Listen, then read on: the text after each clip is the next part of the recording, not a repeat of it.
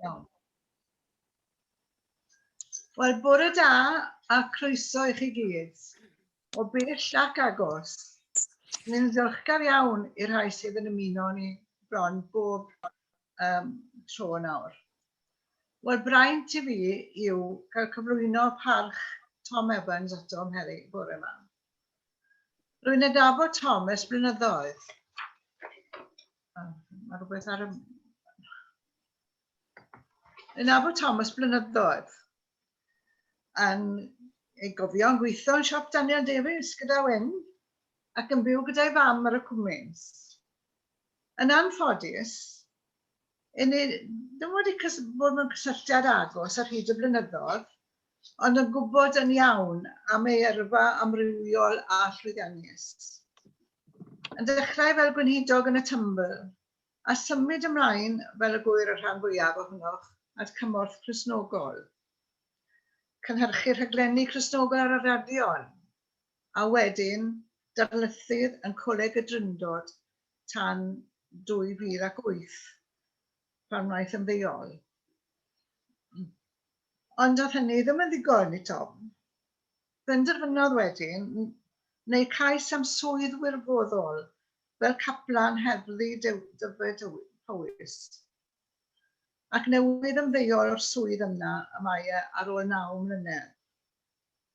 Felly bod rhai chi wedi clywed yn dweud eu hanes fel y caplan a'r beti ai phobl yn ddiweddar, neu hefyd neu'n cwrdio'ch garwch ni. Wrth ddisgrifio'r gwaith oedd e'n wneud, mae'n amlwg fod eisiau person arbennig iawn i ymdopi a'r holl bethau a welodd yn ystod yr amser hyn. Mae gan heddlu Dyfed Powys barch mawr ato ac yn ei dymugu yn fawr hefyd. A mae un yn dweud, mae nid fel y parch Tom Evans, na hyd yn oed Mr Evans oedd iddynt, ond fel Tom, fel rhan o'r teulu. A dyna fel rwy fi yn ei gyflwyno bore yma, fel ffrind. Croeso i ti, Tom. Edrych ymlaen i glywed y neges. Diolch yn fawr iawn, Mary. A diolch am y cyflwyniad yna, dwi'n mynheiddi'r sylwadau. Ond mae'n hyfryd i gael bod gyda chi. Mae blynyddau wedi mynd ers i mi fod ym Bethel Parc-y-rhos, ac hefyd pan o'ch chi yn rhan o'r ofalaeth gyda Swar yn Llambed, lle ges i'n hodi'r weinidogaeth. Ond pan nes i dderbyn y gwahoddiad, o'n i'n edrych ymlaen at ymuno â chi'r bore yma. Wy'n ymwybodol fod na aelod o eglwysi eraill yn Cylch Llambed hefyd. Felly mae'n braf eich gweld chi the, a diolch am eich presenoldeb. Dwi'n ymwybodol fod amser yn herbyn ni, felly mi fyddai mor grynog y medrai. Dwi am ddechrau drwy ddarllen darn o lyfr yr actau. Areth Pedr yn hi Cornelius sydd yma, a dechreuodd Pedr lefaru, ar fy ngwir meddai, rwy'n deall nad yw Duw yn dangos ffafriaeth, ond bod y sawl ym mhob cenedl sydd yn ei ofni ac yn gweithredu cyfiawnder yn dderbyniol ganddo ef. Y gair hwn a anfonodd i feibion Israel gan gyhoeddi efengil tangnefedd drwy Iesu Grist. Hwn yw arglwydd pawb. Gwyddoch chwir pethau a fi drwy holl Jwdea, gan ddechrau yng Ngalilea wedi'r bedydd a gyhoeddodd Ioan. Bedydd Iesu o Nazareth. Y modd yr eneiniodd diwedd ar ysbryd glân ac anerth, ac aeth ef oedd i amgylch gan wneud a Ioni, ac iachau pawb oedd dan ormes y diafol, am fod Duw gydag ef.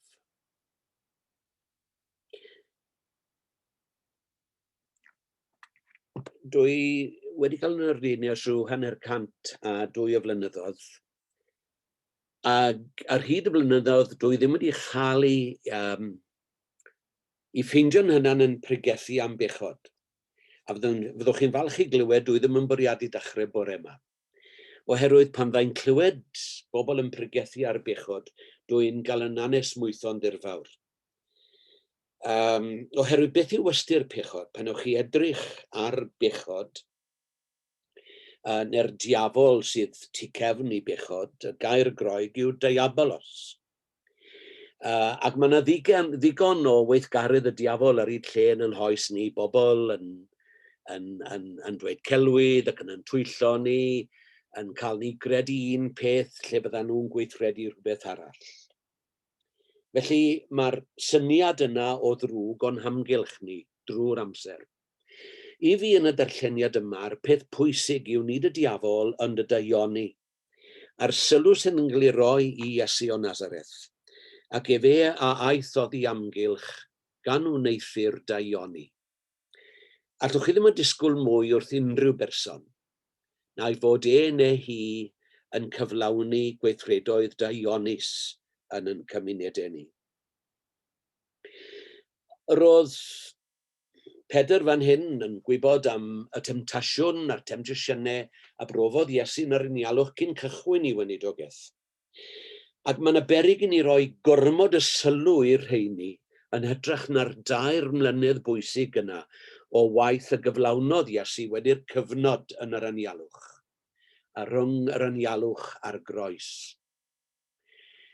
Ac o edrych ar ein bywyd ni a pherthnasedd refengil i'n bywyd ni, o edrych yn ôl dros y 15 mis diwetha, fydden ni'n dadlen bod ninne wedi bod mewn rhyw fath o ddiffeithwch hefyd. Ac yn y diffeithwch hynny wedi cael yn temtio ar lawer lefel. Dyw bywyd ddim wedi bod yn hawdd iawn, yn enwedig i'r sawl sydd wedi yn byw ar ben ei hunain ac wedi bod yn gaeth i waelwydydd ac yn methu ymweld a theulu'n methu ymweld â nhw. Mae yna ofn wedi bod yn y 15 mis diwetha. A mae yna ofn yn para. Ac o fewn bywyd yr eglwys mae yna ofnau hefyd. I ni'n ofni beth sydd yn haros ni. Beth fydd y normal newydd wedi ni symud o'r anialdir y 15 mis i'r ryddid a bywyd newydd yn cenedl ni. Beth fydd perthnasedd yr eglwys i'r gymuned i chi a fi yn rhan ohoni lle bynnag i ni'n byw. Rai blynyddoedd yn ôl pan o'n un o'r pleidiau gwleidyddiol wedi bod allan o rym am beth amser, fe sgrifennwyd llyfr The Wilderness Years. Ac olrhain yr hanes oedd y llyfr am brofiad y blaid honno tra'n trigo yn yr anialwch. Pe ba ni'n cael cyfle i ychwanegu at yn Beibl ni dweder, pa fath o benod fydden ni'n ysgrifennu o hanes y 15 mis diwetha yma? Beth oedd yn profiad ni o fod yn yr anialwch? Beth ddysgon ni'n yr anialwch? Ac yma fodd fyddwn ni'n symud ymlaen mewn dulliau gwahanol i'r dyfodol sydd gennon ni yn yn haros. Mae'r Eglwys Ddiwygiedig Unedig, yr United Reformed Church, reit ar ddechrau'r pandemig wedi bod yn brysur yn ceisio lliwio meddyliau'r aelodau ac yn codi cwestiynau pwysig iawn o'r cyfnod hwnnw i baratoi ar gyfer y dyfodol newydd yna sydd yn haros ni. A theitl un o'i dogfennau oedd Ready for the New Normal, a discussion paper for pandemic recovery and resumption plan. Nid aros yn yn hunfan. A maen nhw'n sôn am emerging into the new normal, dod fewn i'r normalrwydd newydd yma. Do'n i ddim sut mae'n ardal Llambed, ond mewn llawer i ardal ar draws i'r Gyfyrddin. Mae'n eglwysu yn rhagweld falle na agoran o beth mwy. Mi gaion nhw'n ôl y mis Mawrth, a fydd y gynulleidfa yn ei henaint yn dweud, wel, os dim pwynt i ni ail rhagor, does na ddim cenedlaeth ifanc yno i symud y pethau ymlaen, a mae'n hoelen os mynwch chi yn ei harch nhw, a fyddan nhw ddim yn ail agor. Mae'n eglwysu eraill wedyn sydd wedi mynd tro fel i chi wedi gwneud i ddefnyddio'r cyfryngau newydd yma, Zoom a Skype ac ati, i gyflwyno y neges yn y cyfnod rhyfedd yma ni wedi bod drwyddo, ac i baratoi ar gyfer dod yn ôl i ryw fath o nolmalrwydd maes o law. Maen nhw'n sôn am y roadmap. Wel, mae yna angen y roadmap ar yr eglwys i ddod nôl i'r cyfnod newydd yma. Ac wrth geisio cynllunio y map yma ar gyfer y dyfodol, mae'r United Reformed Church yn codi 3 cwestiynau, ddim ar ei hôl nhw'n fanwl. Y cynta, ac mae'n gwestiwn llosg iawn, a oes angen adeiladau eglwysig arno ni? A mae'n gwestiwn teg yndi. A oes angen adeiladau eglwysig arno ni? Dwi newydd ddod nôl o'r gogledd wedi treulio rhyw wythnos. A'r syndod ges i oedd gweld nifer capeldau yma sydd nawr yn cael eu troi yn dau byw, hyd yn oed yng nghefn gwlad Cymru. Dyn ni'n sôn am gymoedd y de, i ni'n sôn am ardaloedd Cymraeg. Mae'r adeiladau wedi gorffen. A ngofid i yw, beth sydd wedi digwydd i'r cynlliad bach na oedd yn ymgasglu. Wy'n cofio cael capel ym Monsenni pan o'n i'n ysgrifennu'r cyfundeb. A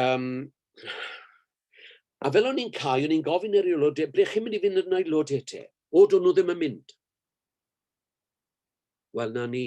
Smoch chi'n mynd i... Na. Fan hyn ni'n wedi addoli a fan hyn, pan o'n i'n gorffen addoli, byddwn ni'n gorffen addoli fan hyn. Gwrandwch meddai un wrthoi, dwi am llythyr aelodaeth serch ni. Wel, meddwn ni, sy'n pwynt i chi gael llythyr aelodaeth, os nad ych chi'n mynd i fod yn aelod yn un man. Beth yw dyfodol yn eglwysu ni, yn capelu ni yng nghefn gwlad Cymru heddi? Beth sy'n mynd i ddigwydd os nad allwn ni gadw'r adeiladau na i fynd? Yr ail gwestiwn maen nhw'n godi yw, beth fydd yr addoli'n edrych debyg yn y normal newydd? Fyddwn ni'n dal at, os gwedodd y Sais, yr hymn sandwich, emyn darllen, emyn gweddi, emyn cyhoeddiadau, pregaeth, emyn fendith. Neu a fyddwn ni'n newid y cynnwys ac yn newid yr arferiad yna ni wedi cael yn llyfetheirio gymaint ganddo fe ar hyd y degawdau. Dyna lle mae oedfaon dros y we wedi bod yn allweddol bwysig.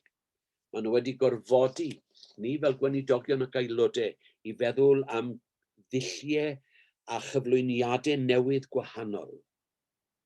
Chi'n gweld, mae'r gorffennol yn perthyn i'r gorffennol. Y dasg erbyn heddi yw darganfod y ffordd ymlaen o'r diffeithwch yma.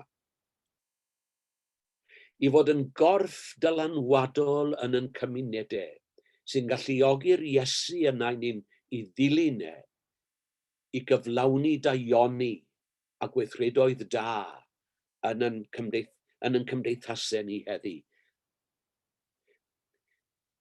Darganfod ffordd newydd o fod yn eglwys, a dwi wedi dadlau ar hyd yng ngyrfa bron,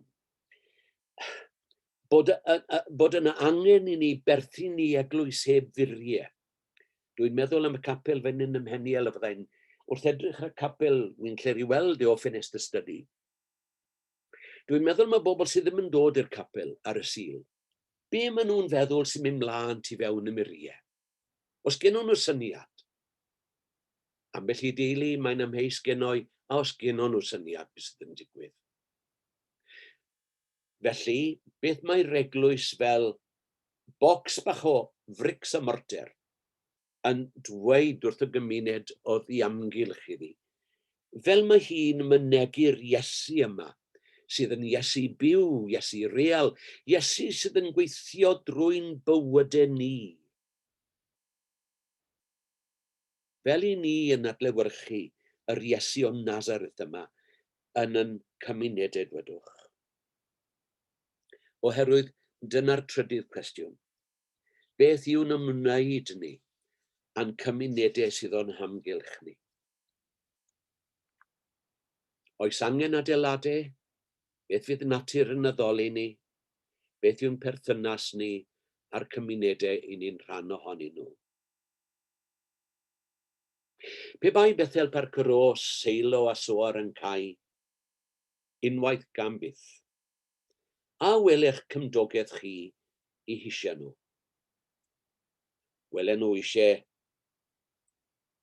siŵr o fod ar adeg digwyddiadau pwysig mewn bywyd, bedydd, priodas, claddu.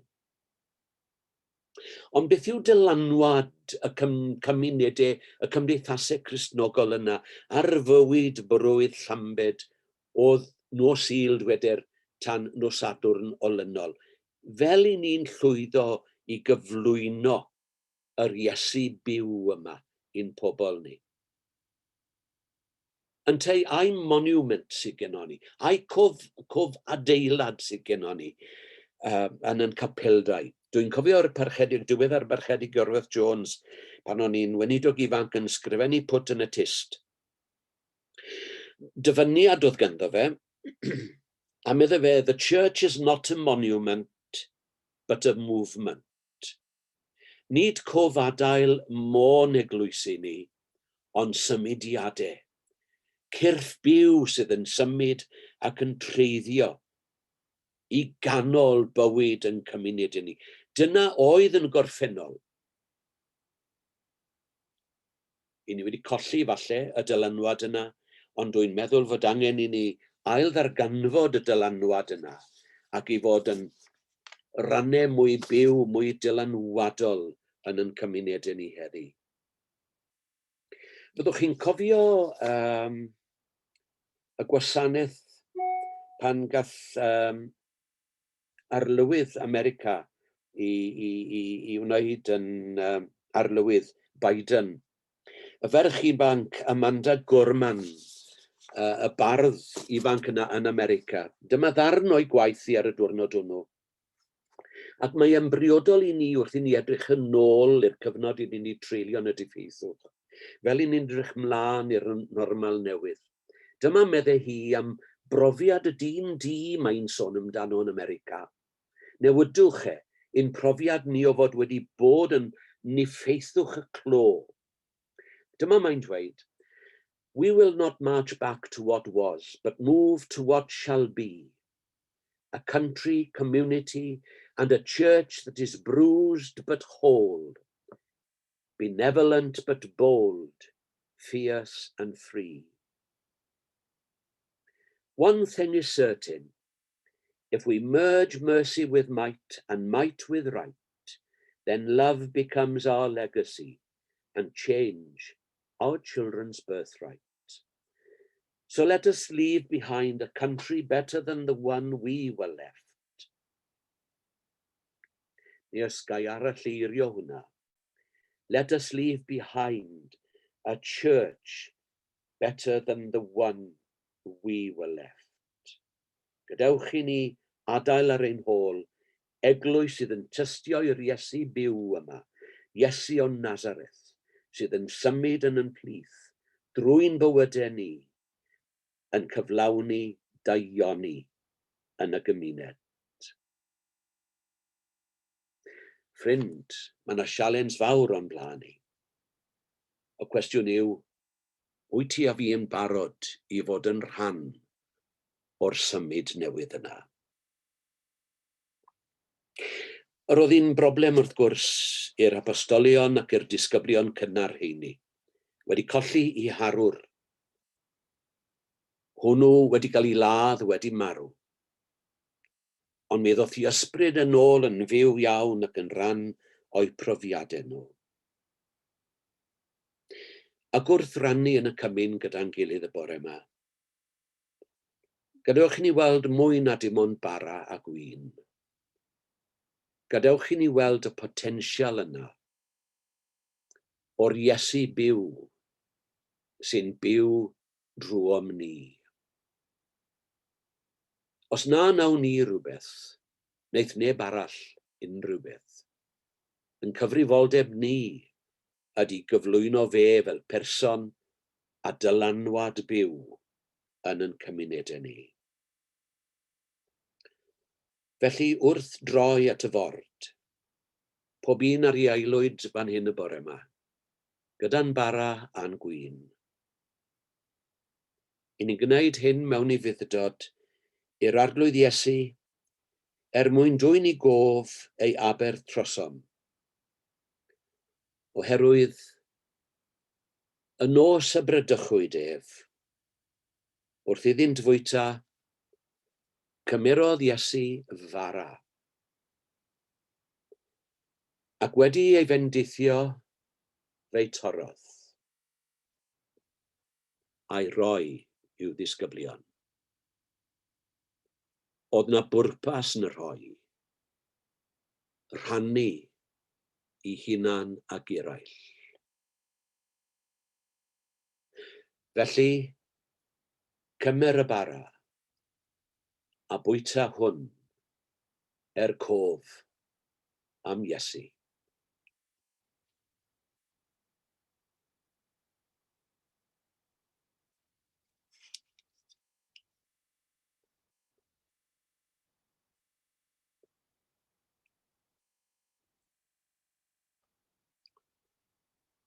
Wedi cymeryd o'r bara, mi gymerodd y gwin. Y gwin, medde fe oedd yn sefyll dros y gwaed oedd e wedi golli, oedd e'n mynd i golli ar y groes mwyn eraill. Ac mae gwasanaeth yn golygu aberth yndi. Os ydyn ni'n mynd allan i wasanaethu yn cymunedau yn enw Iesu, mi fydd yna ddisgwyl i ni golli deigryn,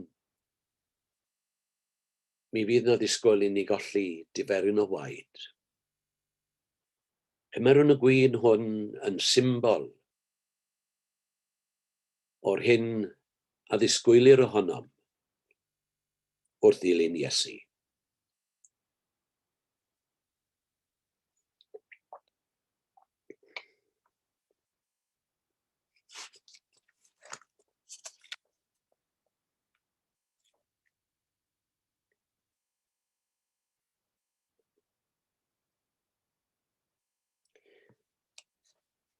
Mi yw na Elin nawr yn harwen ni mewn gweddi.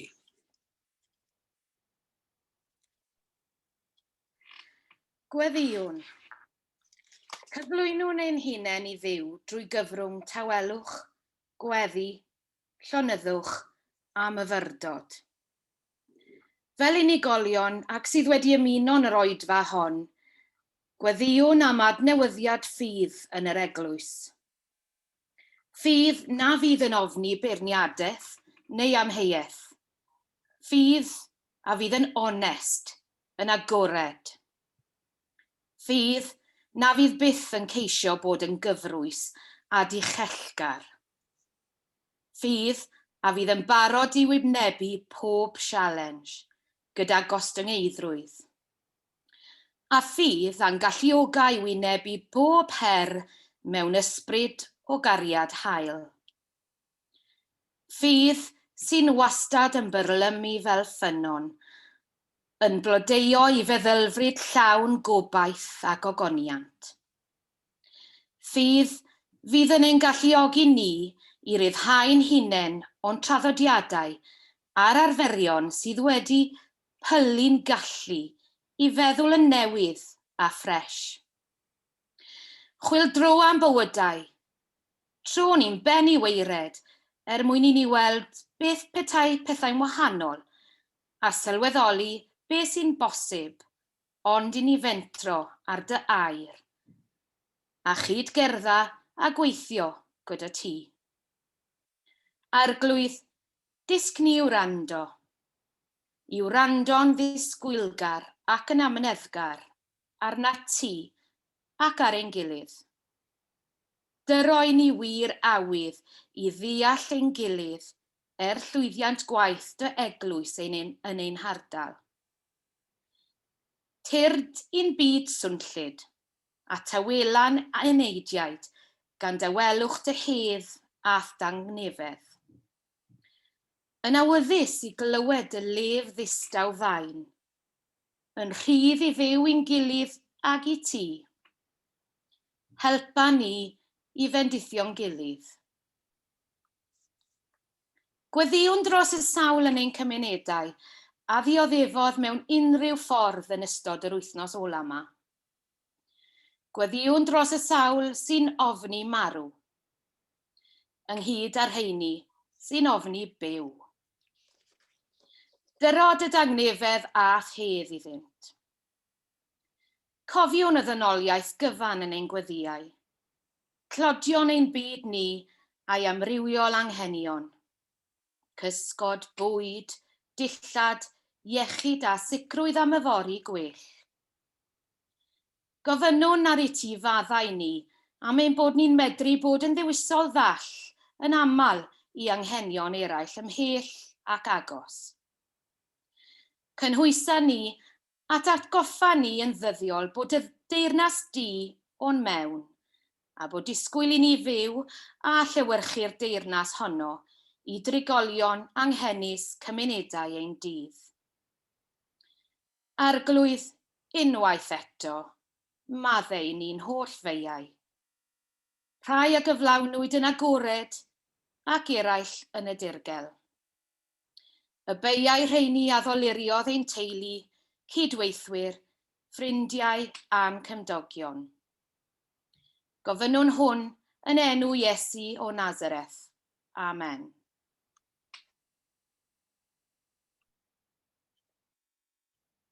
Gadewch i ni atgoffa'n gilydd wrth gloi bod i'r Iesu fynd oddi amgylch gan wneithio'r deuoni, a cynnig gobaith am ddyfodol gwell i'w bobl.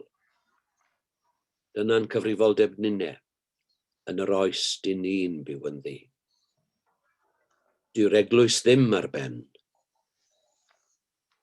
Dyw'r eglwys newydd ond megis dechrau. Os wrandoch chi ar eiriau Elin yn y fanna, ond nhw'n eiriau oedd yn clymu ni gyd i'r dasg. Fel aelodau o eglwys Iesu, i gyfrannu, i adeiladu cymdeithas well i'r yfori. A gras ein harglwydd Iesu Grist, a charia Duw chymdeithas yr ysbryd glân, a rosog gyda ni oll o'r awr hon hyd byth. Amen. A dylan wedoch chi hanner awr, a da ni eiliadau i sbario. Diolch yn fawr iawn am y gwahoddiad a diolch i chi am eich presenoldeb. Mae wedi bod yn fraint hyfryd i gael bod yn eich gwmni ac i rannu rai syniadau. Wel, diolch o galon i si Tom am dy neges arbennig ac yn gwneud ni feddwl am y dyfodol hefyd. A diolch am wynyddu'r cymundeb gyda urddas. Bob dymuniad da i ti am Arlyn nawr. Mwynhewch eich ymddeoliad. Chi'n ei heiddi fe. Diolch i ti Elin hefyd yn gymryd rhan. Oedd yna neis iawn i gael ti i fod yn part o fe. Mae'n cydymdeimlad dwysaf a diffiant yn mynd i Hywel Herbert, sydd wedi colli ei fam yn ddiweddar. Ac wrth gwrs hefyd Ian a Llion. Meddwl amdanwch yn eich colled. Dydd Sul yr 11 o'r Orffennaf, am 10 o gloch y bore eto, ac ar Zoom, y parch Edwin Williams Rhydaman fydd gyda ni. A diolch i ti Dylan unwaith eto. Mae'n gwybod beth ydyn ni'n neud efo ti ar y Zoom. Diolch yn fawr i chi gyd. Na gyd sydd fi ddweud, sa'n gwybod os rhywun arall sy'n gweud rhywbeth. Eric, falle, gair dweud?